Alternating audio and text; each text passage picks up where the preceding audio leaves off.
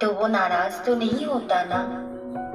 جی بالکل بھی نہیں، وہ تو بہت خوش ہوتا ہے کہ اس کا بندہ اس کے سامنے بیٹھا اس سے فریاد کر رہا ہے، رو رہا ہے، گڑ گڑا رہا ہے، چاہے مطلب کوئی بھی ہو۔ گر مطلب نہ ہوتا جہان میں تو کون جاتا خدا کی پناہ میں۔ کئی حسرتیں اپنے دل میں چھپائے، ہر کوئی گرا ہے اپنی چاہ میں۔ پتہ ہے ہم سب فقیر ہیں، بس سب کے مانگنے کا انداز الگ ہے۔ کوئی اس کی دنیا کا طالب رہا، کوئی دنیا میں رہنے والے اس کی مخلوق کی، تو کوئی خدا کا ہی طالب بن گیا۔ ہمارا کام صرف مانگنا ہے اور اس کا کام عطا کرنا۔ جانتے ہو محبت کیا ہے؟ کسی کو ہر نماز کے بعد مانگنا۔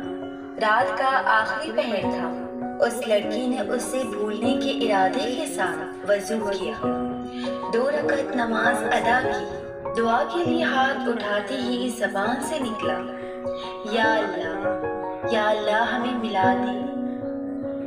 یہ ہمارا مالک ہوتا ہے، ہمارا اللہ تعالیٰ، جو لوگوں کو ہماری زندگی میں لاتا ہے اور ہمارے دلوں میں ان کی محبت ڈالتا ہے۔ وہی ہنساتا ہے، وہی رلاتا ہے، وہی مردہ ہوئے دلوں کو محبت سے زندہ کرتا ہے، اور وہی ان لوگوں کو پھر ہماری زندگی سے لے بھی جاتا ہے۔ دل اللہ کے ہاتھ میں ہوتے ہیں، وہی ان کو الٹاتا پلٹاتا رہتا ہے۔ جب اللہ ہمیں اس چیز سے آزماتا ہے جسے کھونے کا ہم سوچ بھی نہیں سکتے، تب وہ اپنی مدد بھی ان ذریعوں سے بھیجتا ہے جو ہمارے علم میں بھی نہیں ہوتا۔ جب ہم توکل کرتے ہیں تو اللہ ایسے پوشیدہ طریقوں سے ہمارے کام کرتا ہے جنہیں نہ ہم دیکھ پاتے ہیں اور نہ ہی سمجھ پاتے ہیں۔ حاصل لا حاصل کچھ بھی نہیں، بس بات اس کے حکم کی ساری ہے۔ اس نے انتظار کی گھڑی تمہاری بہتری کے لیے بنائی ہے۔ اللہ تمہارا دل بدل نہیں رہا کیونکہ وہ تمہاری رضا میں راضی ہے۔ کوئی تو وجہ ہے جو تمہاری زبان پہ وہ ایک ہی دعا اب تک جاری ہے۔ اللہ نواز دے گا ہر اس چیز سے جس کے لیے تمہارا دل ترستا ہے، جس کے لیے تم رات بھر سو نہیں پاتے، جس کے لیے دل میں بے سکونی ہے، جس کے لیے سجدوں میں بچوں کی طرح روتے ہو۔ تم اس پر اتنا یقین رکھو گے تو وہ کیسے مایوس ہونے دے گا تمہیں۔ وہ لڑکی کہہ رہی تھی میں اسے کھونے سے ہمیشہ ڈرتی تھی، ہر بار میں اسے کہتی وعدہ کرو تو مجھے چھوڑ کر نہیں جاؤ گے۔ مجھے لگتا تھا کہ میرا سارا سکون اسی کے پاس ہے، صرف اسی کی ذات میں میری تکمیل ہے، اس کے سوا مجھے کسی دوسرے کی ضرورت نہیں۔